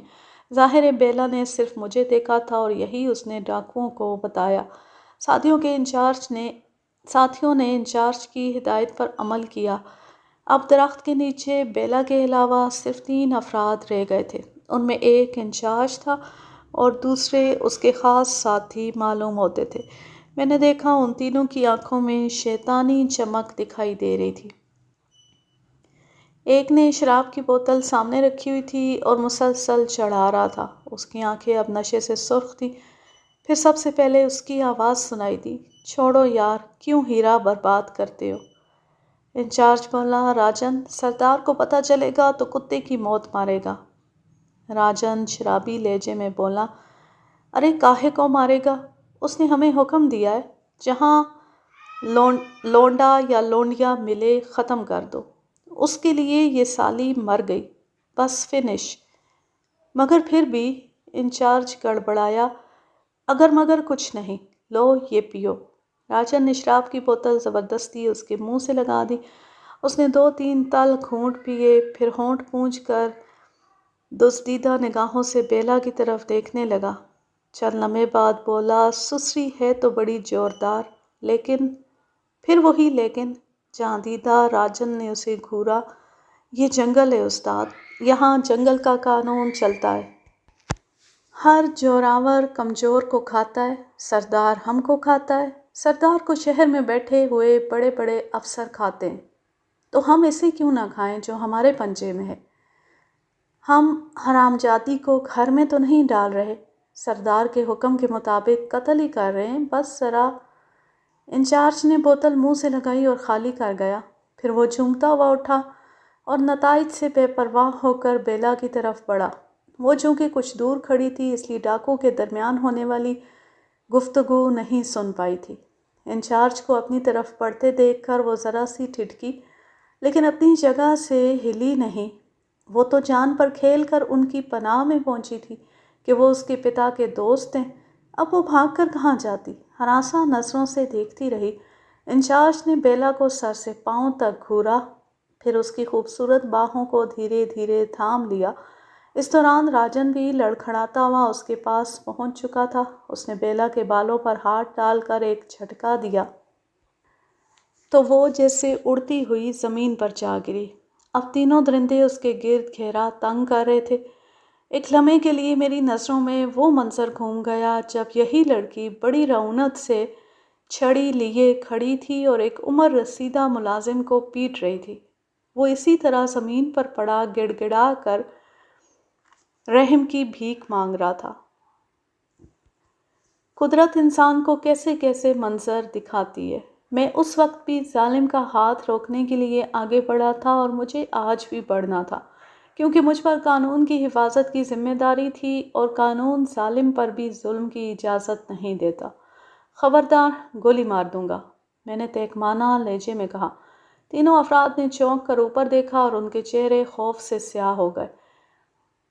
نادیدہ چیز کا خوف بہت ہوتا ہے، اور وہ تو رنگے ہاتھوں پکڑے گئے تھے۔ راجن نامی شخص نے بندوق اٹھانے کی کوشش کی۔ میرے ریوالور کی گولی اس کی گردن میں لگی اور وہ تڑپ کر نیچے گرا۔ خبردار، بھون ڈالوں گا، میں نے چلا کر کہا۔ اس وقت میں نے دیکھا محبت علی نے درخت سے چھلانگ لگائی اور ڈاکوؤں کے سر پر پہنچ گیا۔ اس کا چہرہ وحشتناک ہو رہا تھا۔ پھر اس نے بندوق لاٹھی کی طرح تھامی اور دونوں افراد پر پل پڑا۔ یہ منظر دیکھ کر میں اور غوث بھی نیچے اتر آئے۔ ہمیں دیکھ کر ایک ڈاکو تو بھاگ نکلا، لیکن دوسرے کے سر پر محبت علی نے بندوق کا ایسا دستہ مارا کہ وہ سر پکڑ کر سجدے کی حالت میں گرا اور وہیں لوٹ پوٹ ہونے لگا۔ محبت علی نے اپنی بندوق سیدھی کی تاکہ اسے گولی مار سکے، لیکن اس وقت اچانک چیخو پکار اور گھوڑے دوڑنے کی آوازیں آئیں۔ شاید میرے ریوالور کے فائر نے باقی ڈاکوؤں کو متوجہ کر لیا تھا اور وہ تیزی سے اس طرف بڑھ رہے تھے۔ میں نے بھاگ کر بیلا کا بازو پکڑا اور محبت علی کو دھکیلتا ہوا درختوں کی طرف بڑھا۔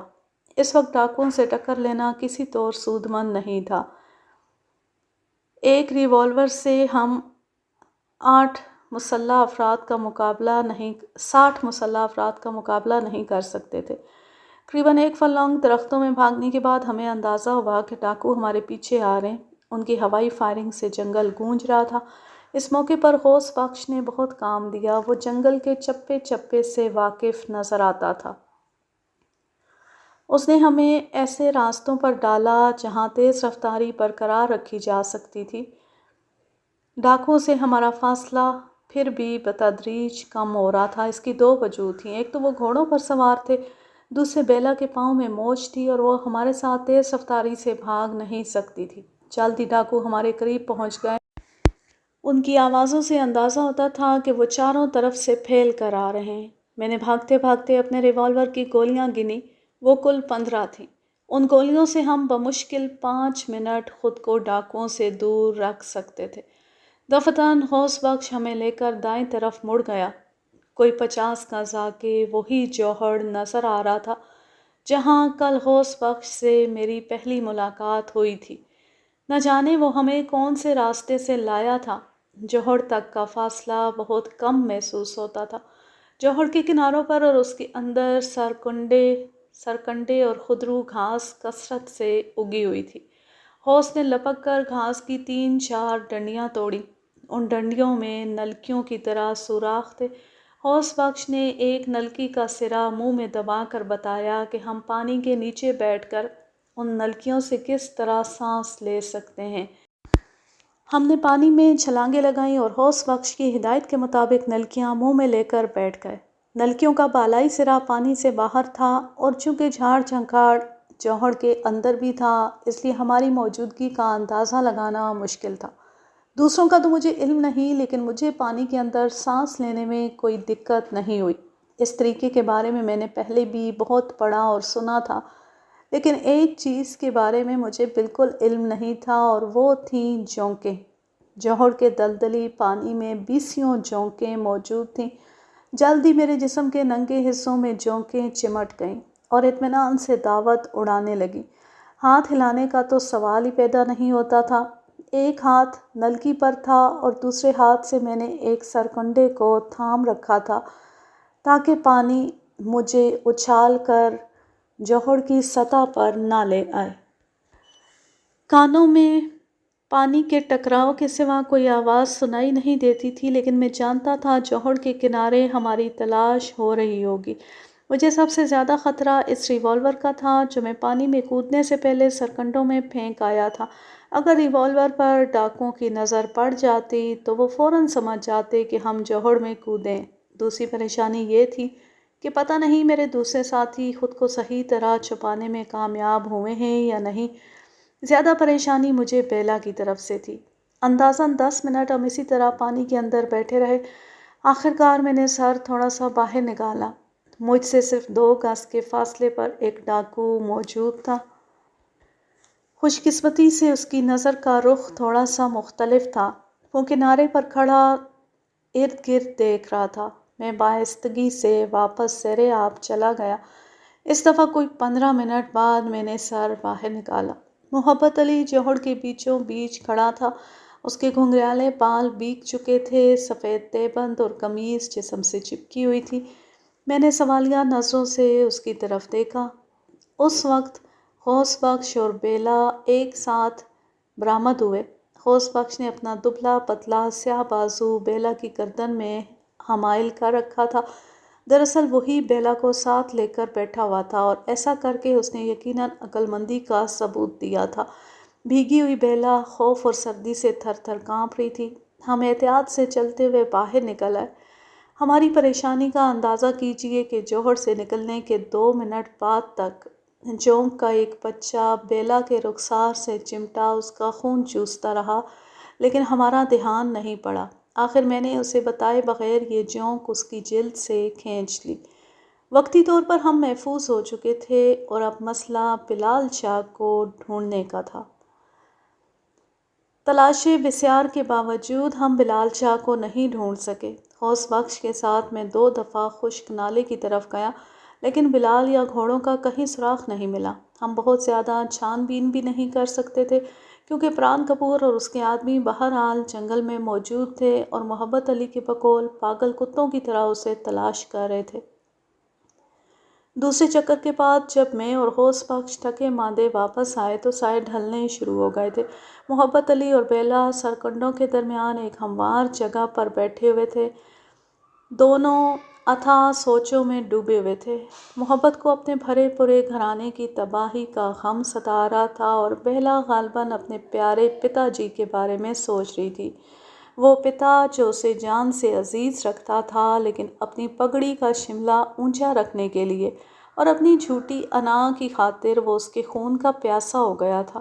اس کے لیے چہیتی چہیتی بیٹی زمین کے سینے کا بوجھ بن گئی تھی، اس لیے کہ وہ ایک دشمن کے ہاتھ میں چلی گئی تھی۔ ہم تادیر خاموش بیٹھے رہے۔ محبت علی اپنے گھرانے اور بیلا اپنے پتا کی سوچوں میں گم تھی اور مجھے بلال شاہ کی پریشانی تھی۔ عین ممکن تھا کہ وہ ڈاکوؤں کے ہتھے چڑھ گیا ہو، لیکن ایک توقع یہ بھی تھی کہ وہ کسی طرف نکل گیا ہو۔ میرا تجربہ کہتا تھا کہ ڈاکو گرفتار شدہ شخص کو فوراً ہلاک نہیں کرتے بلکہ اس کی رہائی کے لیے سودے بازی کی جاتی ہے، لہٰذا بلال شاہ کے پکڑے جانے کی صورت میں فوری خطرہ نہیں تھا۔ پھر بھی گمشدگی کی پریشانی اپنی جگہ تھی۔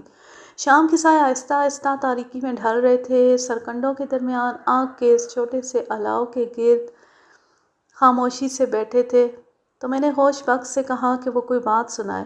ہوش بخش کہنے لگا، سائی، گا کر سناؤں یا کہہ کر؟ میں ماحول کو ذرا تبدیل کرنا چاہتا تھا۔ میں نے کہا، گا کر سنا دو لیکن اونچے سروں میں نہیں، کہیں داد دینے کے لیے خود ڈاکو یہاں نہ پہنچ جائے۔ ہوش بخش نے مدر سروں میں ایک خود ساختہ گیت چھیڑ دیا۔ مجھے شاعری کے بارے میں کچھ زیادہ معلومات نہیں تھی، لیکن میرا خیال ہے کہ وہ تک بندی کے شعر تھے۔ شاید جنگل میں بیٹھ کر 10 برس ہوش بخش ایسے ہی شعر بناتا رہا تھا، تاہم اس کے بولوں میں ایک عجیب طرح کا درد تھا۔ اس نے اپنی اس بیٹی کا ذکر کیا تھا جس کو وہ اپنی جان کے خوف سے مصیبتوں کے گھر یعنی دنیا میں تنہا چھوڑ آیا تھا۔ دنیا میں اس لڑکی کے سوا اس کا کوئی نہیں تھا۔ وہ جنگل کی تاریک راتوں میں بیٹھ کر اس کے بارے میں سوچتا تھا، اس کے ننھے منھے بچوں کو پیار کرتا تھا، انہیں کندھوں پر بٹھا کر اپنی بستی کی گلیوں میں گھومتا تھا۔ ہوش بخش نے اپنے شعروں میں بیٹی سے وعدہ کیا تھا کہ ایک دن وہ ضرور اسے دیکھنے پہنچے گا، اس کے بچوں کو جی بھر کر پیار کرے گا، وغیرہ وغیرہ۔ ہوش بخش کی طعنوں نے ماحول کو اور بھی گھمگیر کر دیا۔ میں نے ایک بار پھر موضوع بدلنے کی کوشش کی۔ اچانک مجھے یاد آیا کہ جب میں اور بلال شاہ اسے پکڑنے کے لیے بھاگے تھے تو وہ اسی جوہڑ میں کودا تھا، لیکن اس وقت اس نے پانی کے نیچے چھپنے کی کوشش کیوں نہیں کی تھی؟ یہی سوال میں نے ہوش بخش سے کیا تو وہ بولا، سائیں، مجھے شک ہو گیا تھا کہ آپ نے مجھے کودتے دیکھ لیا ہے۔ میں نے سوچا دوسری طرف سے نکل کر بھاگ جاؤں، لیکن آپ بھی گرو نکلے۔ باتوں کا سلسلہ چل نکلا۔ جلدی محبت علی بھی اپنی سوچوں کے جزیرے سے نکل آیا۔ وہ گفتگو میں حصہ لینے لگا، لیکن اس کی باتوں میں تپش بہت زیادہ تھی۔ وہ انتقام کے سوا اور کوئی بات نہیں کر رہا تھا، لیکن دھیرے دھیرے میں اس کو حواسوں میں لے آیا۔ میں نے اس کا ارادہ پوچھا تو اس نے بتایا کہ ڈیرے سے بھاگنے کے بعد اس کا منصوبہ ایران والا کے پاس پہنچنے کا تھا۔ ایران والا کا نام سن کر میں چونکا۔ یہ نام غیر مانوس تھا، لیکن لگتا تھا پہلے بھی کہیں سنا ہے۔ میرے پوچھنے پر محبت علی نے بتایا کہ وہ بلوچستان کا رہنے والا ہے۔ خاندانی دشمنی کی وجہ سے کچھ لوگ اس کے پیچھے، وہ قتل و غارت سے بچنے کے لیے بیوی بچوں کے ساتھ جنگل میں چھپا ہوا ہے۔ محبت علی نے بتایا کہ وہ اس کا دوست ہے۔ اس کا ٹھکانہ سچے سائیں کے مزار سے 8 کوس شمال کی طرف علاقے کے اندر ہے۔ وہ اس کے ٹھکانے سے 3-4 کوس دور تھا۔ جب کل رات پران کپور کے آدمیوں سے اس کی مڈبھیڑ ہوئی تو وہ راستے سے بھٹک گیا۔ اس وقت محبت علی سمیت ہم میں سے کوئی نہیں جانتا تھا کہ ہم سچے سائیں کے مزار سے کتنی دور اور کس سمت میں ہیں۔ گھنے جنگل کی بھاگ دوڑ نے ہمیں تمام سمتیں بھلا دی تھی۔ ہم جس طرح پران کپور کے گماشتوں میں گھر گئے تھے، ضروری تھا کہ کوئی شخص ہمیں پناہ دیتا، ایسا شخص جو نہ صرف طاقتور ہوتا بلکہ یہاں کی اونچ نیچ سے بھی اچھی طرح آگاہ ہوتا۔ اس صورتحال میں محبت علی کا یہ دوست ہمارا اچھا مددگار ثابت ہو سکتا تھا، لیکن سوال پھر وہی تھا، پران کپور کے آدمیوں سے بچ کر اس تک کیسے پہنچا جائے، جبکہ ہمیں راستے کا بھی علم نہیں۔ اس موقع پر ہوش بخش ایک بار پھر ہمارے لیے فرشتہ رحمت ثابت ہوا۔ اس نے کہا، سائیں، میں سب سمجھ گیا ہوں۔ جس جگہ آپ جانا چاہتے ہیں وہ یہاں سے صرف 5 کوس کے فاصلے پر ہے۔ صبح تڑکے ہم چل دیں گے، مولا کرم کرے گا، ہم دوپہر سے پہلے وہاں پہنچ جائیں گے۔ ہوش بخش کا پر اعتماد لہجہ ہمیں حوصلہ بخش رہا تھا۔ جیسے تیسے ہم نے رات کاٹی اور صبح سویرے اٹھ کھڑے ہوئے۔ مسلسل فاقے کی وجہ سے نکاہت شدید ہو رہی تھی۔ محبت علی کی حالت زیادہ پتلی تھی کیونکہ اس کے بازو کا زخم کافی خون اگل چکا تھا۔ ہوش بخش نے رات ہی چند پتے رگڑ کر اس کے زخم پر لیپ کیا تھا اور اپنی بوسیدہ لنگوٹی سے پٹی پھاڑ کر باندھ دی تھی۔ بیلا کا پاؤں اب کچھ اچھا تھا، اسے چلنے میں زیادہ دشواری پیش نہیں آئی۔ آگ بجھا کر ہم شمال کی جانب روانہ ہو گئے۔ سب سے آگے غوث بخش تھا، اس کے پیچھے محبت علی، پھر بیلا اور آخر میں میرے ہاتھ میں ریوالور تھا۔ نگاہیں چاروں طرف گردش کر رہی تھیں کہ شاید کہیں بلال شاہ پر نظر پڑ جائے۔ کوئی ہے، کوئی ہے، محبت علی وقفے وقفے سے پکار رہا تھا۔ بالآخر دائیں طرف ایک ٹیلے پر آہٹ ہوئی۔ ہم سب نے ایک ساتھ گھوم کر دیکھا، کوئی جانور تیزی سے ہماری طرف بھاگا آ رہا تھا۔ پھر اس کی آواز سنائی دی۔ وہ کتا تھا، لیکن ایک بہت بڑا کتا۔ اس کا انداز نہایت خوفناک تھا۔ بیلا چیختی ہوئی محبت علی کے عقب میں ہو گئی۔ غوث بخش کی خوفزدہ آواز بھی سنائی دی۔ میں نے غیر ارادی طور پر ریوالور کتے کی طرف سیدھا کر لیا۔ وہ ہم سے صرف 10 گز دور تھا۔ جب کسی شخص نے کتے کا نام پکارا، وہ ہماری طرف بڑھتا بڑھتا تیزی سے گھوم گیا اور دم ہلاتا اپنے مالک کی طرف چل دیا۔ کتے کا نام پکارنے والا شخص ٹیلے کے اوپر کھڑا تھا۔ اس نے پتلون اور رنگ دار کوٹ پہن رکھا تھا۔ داڑھی اور سر کے بال بے تحاشا بڑھے ہوئے تھے۔ وہ ایک 20-22 سالہ نوجوان تھا۔ یہ تھی ایران والا سے میری پہلی ملاقات۔ محبت علی کو پہچان کر وہ تیزی سے آگے بڑھا۔ وہ اس سے بغل گیر ہو گیا۔ اب اس کے عقب میں کچھ اور افراد بھی نظر آ رہے تھے۔ وہ سب مسلح تھے۔ ہمیں بڑی عزت اور گرم جوشی سے ٹیلے کے پار لے جایا گیا۔ یہاں لکڑی کے تختوں سے بنے ہوئے 15-20 مکان نظر آ رہے تھے۔ ایک نسبتاً کشادہ مکان ایران والا کا تھا۔ گھر کے اندر ایران والا کے بیوی بچے بھی موجود تھے، لیکن مجھے یہ سمجھنے میں ذرا بھی دشواری نہیں ہوئی کہ محبت علی نے جھوٹ بولا تھا۔ ایران والا در حقیقت ایک خطرناک ڈاکو تھا اور اس کے ساتھی تمام کے تمام چھٹے ہوئے بدماش تھے۔ بہرحال میں اس وقت یہاں کوئی کچہری نہیں لگانا چاہتا تھا۔ ہماری اصل ضرورت محفوظ پناہ گاہ تھی۔ ایران والا کے حکم پر ہمارے لیے فوراً خورونوش اور آرام کا بندوبست کیا گیا۔ کھانے کے بعد آرام کا بندوبست بہت اچھا تھا، یا شاید طویل بھاگ دوڑ کے بعد ہمیں اچھا محسوس ہو رہا تھا۔ محبت، بیلا اور غوث بخش لمبی تان کر سوئے۔ میں نے بھی چند گھنٹوں کے لیے آنکھ لگائی۔ جب میں جاگا تو رات ہو چکی تھی۔ لکڑی کے مکانوں میں کہیں کہیں چراغ جل رہے تھے۔ ایک سانولی سی لیکن خوبصورت لڑکی اندر آئی۔ اس نے میرے ہاتھ میں ایک پاجامہ کرتا تھما دیا۔ میں نے زندگی میں کبھی یہ لباس نہیں پہنا تھا، اس لیے کھڑا کپڑوں کو گھورتا رہا۔ عقب سے محبت علی نے آ کر دوستانہ انداز میں میرے کندھے پر ہاتھ رکھ دیا۔ پہن لے یار، یہاں کے لوگ تیری وردی کو اچھی نظر سے نہیں دیکھتے۔ میں جانتا ہوں وہ میری وردی کو اچھی نظر سے کیوں نہیں دیکھتے۔ بہرحال تم یہ بتاؤ اب کیا ارادہ ہے؟ کیا تمہارا دوست ہمیں بحفاظت جنگل سے نکال سکتا ہے؟ محبت علی کے چہرے پر پھر جنون کے آثار نظر آنے لگے۔ نہیں نواز خان، ہمیں یہیں رہنا ہے۔ پران کپور اور اس کے کتوں کو ایسا سبق سکھانا ہے کہ ان کی آئندہ نسلیں بھی نہ بھولیں۔ اسی جنگل میں بہت جلد ہمارا آمنا سامنا ہوگا۔ محبت علی، لگتا ہے تمہارے دوست نے تمہاری پیٹھ پر ہاتھ پھیرا ہے، لیکن میں پھر یہی کہوں گا، قانون کو ہاتھ میں نہ لو، بربادی کے سوا کچھ نہیں ملے گا۔ نہیں نواز خان، پران کپور نے جو کہانی شروع کی تھی وہ انجام تک پہنچ کر رہے گی۔ اتنے میں ایک شخص نے آ کر اطلاع دی کہ سردار ہمیں یاد کر رہا ہے۔ ہم باہر آئے۔ مکانوں کے درمیان ایک کھلی جگہ، رقص و سرور کا انتظام کیا گیا تھا۔ ساز موجود تھے۔ کوئی نصف درجن لڑکیاں رنگین لباس پہنے ناچنے کو تیار تھیں۔ میں ان کی شکلوں سے اندازہ لگا سکتا تھا کہ ان میں سے ایک بھی اس بازار کی نہیں۔ وہ سب کی سب عام گھرانوں کی اغوا شدہ لڑکیاں تھیں۔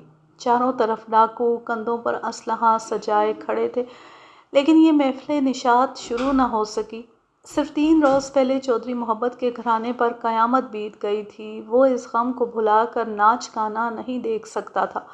اس کی ہدایت پر ایران والا نے ناچنے والیوں اور تماش بینوں کو تتر بتر کر دیا۔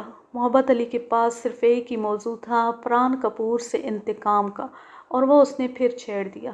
ایران والا میرے سامنے بات کرنے سے جھجک رہا تھا، لیکن محبت علی کے کہنے پر اس نے اپنے چہرے کا نقاب اتار دیا۔ اس نے تسلیم کر لیا کہ وہ ایک خطرناک ڈکیت ہے۔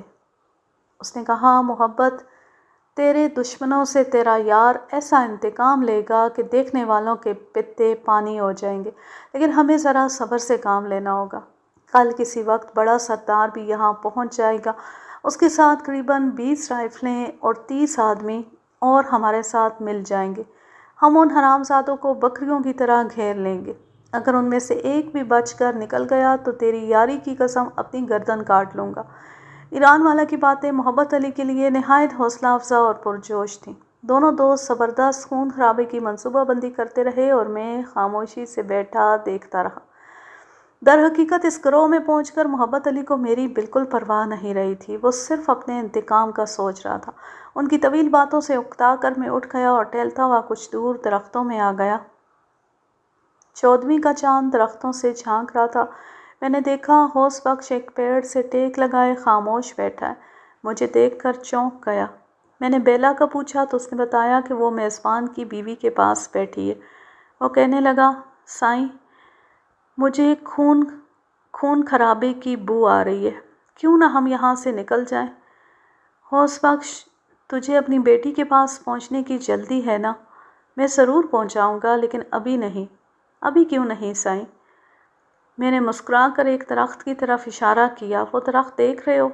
اس پر ایک آدمی رائفل لیے بیٹھا ہے۔ ایسے ہی 3-4 آدمی ہمارے گرد اور موجود ہیں۔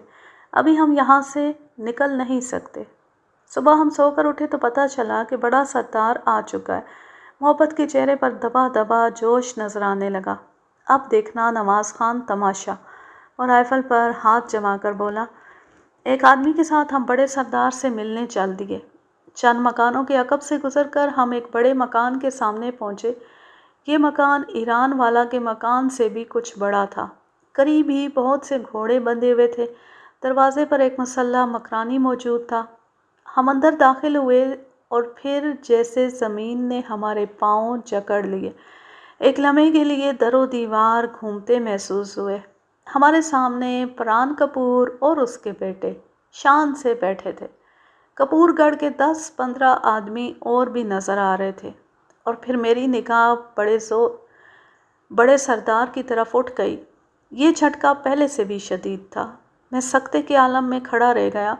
میرے سامنے میراں شاہ بیٹھا تھا، اس وادی کا سب سے سفاک اور خطرناک ڈکیت۔ ڈاکوؤں کی وادی میں قارئین اس شخص کے بارے میں پڑھ چکے۔ اسی شخص نے مجھے کہا تھا، نواز خان، مجھے ایک خوفناک بیماری ہے، میں گوشت کھاتا ہوں۔ اور پھر مجھے پتہ چلا تھا کہ وہ کیسا گوشت کھاتا ہے۔ وہ انسان نہیں، انسان خور درندہ تھا، اور وہ درندہ میرے سامنے بیٹھا اپنی عقابی نگاہوں سے مجھے گھور رہا تھا۔ پھر اس کے حلق سے ایک طویل اور خوفناک قہقہ برآمد ہوا۔ اس کے ساتھی حیرت سے اسے دیکھنے لگے۔ میراں شاہ اپنے پہلو میں بیٹھے ایران والا سے مخاطب ہوا، او ایرانی، یہی ہیں میرے مہمان جنہیں ہماری مدد کی ضرورت ہے؟ ہاں بڑے سردار، ایران والا بولا، اس کے لہجے میں حیرانی تھی۔ دوسری طرف پران کپور اور اس کے بیٹے بھی محبت علی پر بندوقیں تان چکے تھے۔ ایران والا چلا کر بولا، بڑے سردار، یہ کیا ہو رہا ہے؟ تمہارے مہمان میرے دوست کی بے عزتی کر رہے ہیں۔ پران کپور نے اپنی طویل مونچھوں کو ایک ہاتھ سے بل دیا اور میراں شاہ سے بولا، میراں شاہ، یہی ہے وہ بدبخت جس نے بیلا کو اٹھایا ہے۔ میراں شاہ کھڑا ہو گیا۔ یہ تو بڑا ہی اچھا ہوا، ہم دونوں کے دشمن ایک ہی چھت تلے جمع ہو گئے، آج خوب مزہ رہے گا۔ ایک بار پھر اس نے خوفناک قہقہ لگایا۔ ایران والا میراں شاہ کے آگے بھیگی بلی بنا کھڑا تھا۔ مجھے یقین نہیں آتا تھا یہی وہ ایران والا ہے جو دور و نزدیک اپنی سفاکی اور پھرتی میں مشہور ہے، اور جو صرف 22 برس کی عمر میں جوخادری ڈاکوؤں کا سردار کہلاتا ہے۔ میراں شاہ نے اسی کو حکم دیا کہ وہ میری اور محبت کی تلاشی لے اور ہم دونوں کے ہاتھ پشت پر باندھ دے۔ ایران والا کے ماتھے پر پسینہ چمک رہا تھا۔ اس نے بے چوں چراں ہدایت پر عمل کیا۔ اپنے ایک ساتھی کے ساتھ مل کر اس نے ہم دونوں کو غیر مسلح کیا اور ہاتھ پشت پر باندھ دیے۔ میں نے دیکھا بیلا بھاگ کر ہماری طرف آ رہی ہے، لیکن پران کپور کے آدمیوں نے اسے راستے ہی میں روک لیا اور ایک طرف لے گئے۔ میری نظر مسلسل اس کا تعاقب کر رہی تھی۔ دفتن میری نگاہ ایک اور چہرے پر پڑی۔ لگتا تھا آج قدرت مجھے حیران کرنے پر تلی ہوئی ہے۔ تیسری بار مجھے اپنی نگاہوں پر دھوکہ ہوا۔ بلال شاہ بھی یہیں موجود تھا۔ وہ رسیوں میں جکڑا میرا شاہ کے عقب میں کھڑا تھا۔ اس کے چہرے پر مار پیٹ کے آثار دکھائی دے رہے تھے۔ لباس بھی تار تار تھا۔ شاید پران کپور اور میرا شاہ وغیرہ اسے اذیت دے کر ہمارا پتہ پوچھتے رہے تھے۔ اب اس میں کوئی شک نہیں تھا کہ وہ خشک نالے کی طرف جاتے ہوئے ڈاکوؤں کے ہتھے چڑھ گیا۔ میرا شاہ اسے اچھی طرح پہچانتا تھا۔ کہکا لگا کر بولا، انسپکٹر، تیرا موٹا مخبر تیرے بغیر بڑا اداس تھا۔ چلو آج اس کی اداسی بھی دور ہو جائے گی۔ میں نے دیکھا کہ پران کپور کے آدمیوں نے میرا شاہ کے ساتھ والی نشست سنبھال لی اور دونوں سر جوڑ کر کوئی مشورہ کرنے لگے۔ یقیناً ہماری قسمت کا فیصلہ ہو رہا تھا۔ وہ ایک خوفناک سزا تھی۔ سزا پانے والے وہی افراد تھے جنہوں نے جنگل میں بیلا کی عزت پر ہاتھ ڈالنے کی کوشش کی تھی۔ تیسرا شخص راجن میری گولی سے وہیں ٹھنڈا ہو گیا تھا۔ میں نے دیکھا باقی دو اشخاص کے ہاتھ پشت پر بندھے تھے اور ان کے سروں پر ایک ایک دستی بم تھا۔ دستی بموں کی سیفٹی پنز میرا شاہ کے ہاتھ میں تھیں۔ وہ زور سے پکار کر بولا، تم دونوں نے پران کپور کی بیٹی کو بے عزت کرنا چاہا، یہ جانتے ہوئے بھی کہ پران ہمارا جگری یار ہے، لیکن میں تمہارے خون سے ہاتھ رنگنا نہیں چاہتا۔ میں نے تمہیں معاف کیا۔ کون کہتا ہے میرا شاہ معاف نہیں کرتا؟ جاؤ، چلے جاؤ، میری نظروں سے دور ہو جاؤ۔ قریباً 40 گز دور کھڑے دونوں افراد تھر تھر کانپ رہے تھے۔ ان کے ہاتھ پشت پر بندھے تھے اور سروں پر موت تھی۔ دستی بم سر سے لڑک جاتا تو اس کا پھٹنا یقینی تھا، لیکن وہ یہ موقع ہاتھ سے گنوانا نہیں چاہتے تھے۔ لرزتے قدموں کے ساتھ وہ نہایت احتیاط سے آگے بڑھنے لگے۔ دور سے لگتا تھا جیسے دو عورتیں پانی سے لبریز مٹکے سروں پر رکھے تنگ پگڈنڈی سے گزر رہی ہیں۔ فرق صرف یہ تھا کہ ان کی رفتار بہت سست تھی۔ میں نے تصور کی نگاہ سے دونوں کے خوف سے فک چہرے دیکھے۔ وہ دونوں قریباً 5 گز آگے گئے۔ پھر ایک سماعت شکن دھماکہ ہوا اور میں نے جسموں کے ٹکڑے فضا میں اڑتے دیکھے۔ وہ ایک لرزہ خیز منظر تھا۔ میرا شاہ اور اس کے ساتھیوں کے کہکے اس منظر کو اور خوفناک بنا رہے تھے۔ اور اب محبت علی کی باری تھی۔ 2 آدمی اسے پکڑنے کے لیے آگے بڑھے۔ وہ کسی قدر سراسیمہ نظر آ رہا تھا۔ یقینی موت بڑے بڑے بہادروں کا پتا پانی کر دیتی ہے۔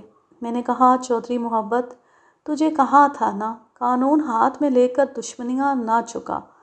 وہ صرف جبڑے بھینچ کر رہ گیا۔ اس وقت میں نے دیکھا بیلا ایک شخص کی گرفت سے نکل کر بھاگتی ہوئی آئی اور محبت علی کو چھڑانے کی کوشش کرنے لگی۔ وہ رو رہی تھی اور ساتھ ساتھ دونوں پکڑنے والوں کو تمانچے مار رہی تھی۔ اس کا رویہ ایک عورت کا رویہ تھا۔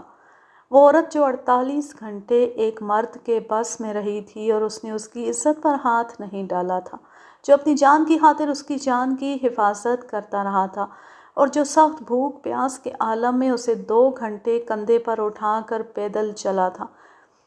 چھوڑ دو اسے، یہ نردوش ہے، وہ چلا رہی تھی۔ پھر دفتن سٹین گن کی تڑ تڑ سنائی دی۔ میں نے بیلا کو لہرا کر گرتے دیکھا۔ پران کپور کا بیٹا چند گز دور سٹین گن لیے کھڑا تھا۔ اس کی آنکھوں میں شعلے ناچ رہے تھے۔ چل حرامزادے، چل۔ وہ گن کا بٹ محبت علی کے سر پر مارتا ہوا بولا۔ 2-3 آدمی اور آ گئے اور محبت علی کو کھینچتے ہوئے ہجوم سے دور کھلے میدان میں لے گئے۔ پران کپور کا بیٹا بھی ان میں شامل تھا۔ پہلے والا عمل پھر دہرایا گیا۔ دستی بم کی سیفٹی پن کھینچ کر اسے محبت علی کے سر پر رکھ دیا گیا۔ لیکن اگر پران کپور کا خیال تھا کہ وہ اپنے جانی دشمن کو لرزتے، کانپتے اور عورتوں کی طرح چلتے دیکھے گا تو اس کی خواہش پوری نہیں ہوئی۔ جو ہی میرا شاہ کے آدمی نے اس کے سر پر بم ٹکایا اور پیچھے ہٹنے لگے، محبت علی کے حلق سے ایک غضبناک ہرراہٹ نکلی اور اس نے چھلانگ لگا کر پران کپور کے بیٹے تک پہنچنا چاہا۔ اپنی کوشش میں تو وہ کامیاب نہیں ہوا، لیکن عزت کی موت اس کے حصے میں آ گئی۔ بم نیچے گرا اور اس کے پرخچے اڑ گئے۔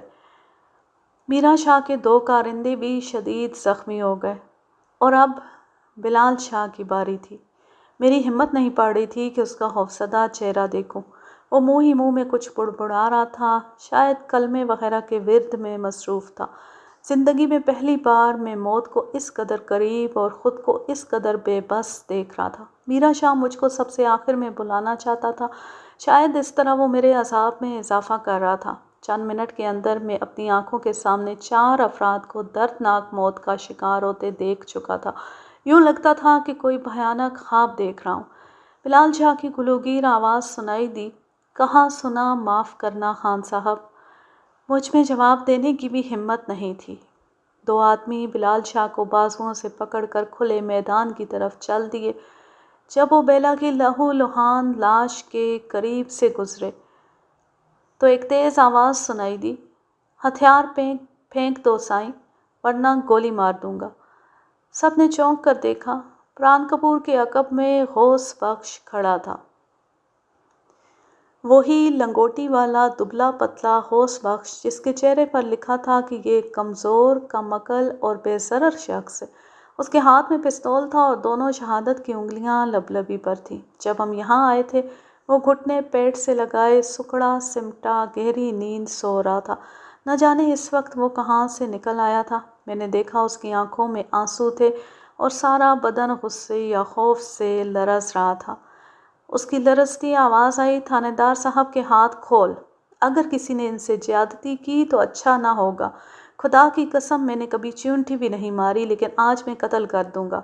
ہاں، میں خون کر دوں گا اس کا۔ اس کا اشارہ پران کپور کی طرف تھا اور واقعی لگتا تھا وہ گولی چلا ڈالے گا۔ میرا شاہ نے اپنے آدمیوں کو اشارہ کیا اور وہ میرے ہاتھوں کی بندشیں کھولنے لگے۔ جو ہی میرے ہاتھ آزاد ہوئے میں چلا کر بولا، میرا شاہ اپنے آدمیوں کو قربانی کا بکرا کیوں بناتا ہے؟ میرے ساتھ فیصلہ کر لے، مجھے مار دے یا خود مر جا، چل نکل میدان میں۔ یہ وادی کے شفاق ترین ڈاکو کی انا پر ایک کاری ضرب تھی۔ اس نے ایک جھٹکے سے اپنا اسلحہ اتارا اور چھلانگ لگا کر میرے سامنے آ گیا۔ میرا شاہ کا قد مختصر تھا اور جسم چوڑا چکلا، لیکن میں جانتا تھا اس بے ڈول جسم میں کتنی طاقت اور پھرتی بھری ہوئی ہے۔ سابقہ لڑائی کا تجربہ میرے سامنے تھا۔ بیلا اور محبت علی کی موت اور بلال شاہ کی درگت نے مجھے آنکھ بھگولا کر رکھا تھا۔ میں نے شروع سے ہی میرا شاہ کو آڑے ہاتھوں لیا۔ در حقیقت میں نے اسے سنبھلنے یا کچھ سوچنے کا موقع ہی نہیں دیا۔ ہاتھوں اور پاؤں کی ضربیں موسلا دھار بارش کی طرح اس کے جسم پر برسیں۔ جب میرا شاہ کے ساتھیوں نے میرا پلہ بھاری دیکھا تو بندوقیں تان کر میری طرف لپکے، لیکن اس وقت ایک کرشمہ دیکھنے کو آیا۔ ایران والا کی جدید اور طاقتور رائفل نے میری طرف بڑھنے والے افراد کو چھلنی کر دیا۔ ایک زبردست فائرنگ ہونے لگی۔ ڈاکوؤں کے دونوں گروہ پوری شدت کے ساتھ آپس میں بھڑ گئے تھے۔ مجھے اس وقت بچپن کی ایک بات یاد آ رہی ہے۔ ہمارے محلے کی مسجد کے امام صاحب نماز جمعہ کے بعد اکثر ایک دعا مانگا کرتے تھے، یا اللہ کافروں کو ہدایت دے، اور اگر انہوں نے ہدایت یاب نہیں ہونا تو انہیں آپس میں ٹکرا کر پاش پاش کر دے۔ کچھ ایسی صورتحال جنگل کے اس ویران حصے میں پیش آئی۔ ایران والا اور میرا شاہ کے اندرونی اختلافات کی آگ آتش فشاں کی طرح پھٹ پڑی۔ دونوں گروہوں میں خون ریز تصادم ہوا جو کوئی 8 پہر جاری رہا۔ اس تصادم میں 20 ڈاکو ہلاک اور زخمی ہوئے اور 20 جنگل میں بھاگ گئے۔ پران کپور شدید زخمی ہوا اور اس کے تقریباً 8 ساتھی ایک دستی بم کی زد میں آ کر ہلاک ہوئے۔ جب میں نے ایک گڑھے سے اسے خون میں لت پت گرفتار کیا تو کوئی ہاتھ اسے بچانے والا نہیں تھا۔ اس کا ایک بیٹا بھی 2 طرفہ فائرنگ کی زد میں آ کر شدید زخمی ہوا اور اگلے روز جنگل ہی میں چل بسا۔ ایران والا ہلاک ہوا، لیکن میرا شاہ ایک بار پھر بچ نکلنے میں کامیاب ہو گیا۔ میں اگلے روز غروب آفتاب سے قبل تا دیر اس کی لاش ڈھونڈتا رہا، لیکن مایوسی ہوئی۔ وہ ایک اداس شام تھی۔ تباہ حال بستی میں بکھری لاشوں کے درمیان میں اور بلال شاہ تنہا کھڑے تھے۔ کبھی کبھی کسی زخمی کے کرانے کی آواز سنائی دے جاتی تھی۔ ہمارے سامنے ایک لاش تھی، لنگوٹی والے ایک پستہ قد اور کمزور سے شخص کی لاش۔ اس کے ہڈیوں بھرے سینے میں سٹین گن کا پورا برسٹ اتر گیا تھا۔ اس شخص کا چہرہ شمال کی طرف تھا اور آنکھیں جنگل کے اس پار دیکھنے کی کوشش کر رہی تھیں، جنگل کے اس پار جہاں کسی بستی میں اس کی اکلوتی بیٹی اپنے ننھے منھے بچوں کے ساتھ رہتی تھی۔ یوں یہ زبردست کہانی اپنے اختتام کو پہنچی۔ اب میں لیتی ہوں آپ سے اجازت۔ جہاں رہیں خوش رہیں، شاد و آباد رہیں، ہنستے مسکراتے رہیں، اور اگر یہ کہانی یا میرا انداز پسند آئے تو اس چینل کو سبسکرائب ضرور کر لیں اور بیل آئیکن کو ضرور پریس کریں تاکہ آنے والی ہر نیو ویڈیو کی نوٹیفیکیشن آپ کو بر وقت ملتی رہے۔ ویڈیو کو لائک کیجئے، زیادہ سے زیادہ شیئر کیجئے اور اچھا سا کمنٹ کیجئے۔ اللہ حافظ۔ اللہ نگہبان۔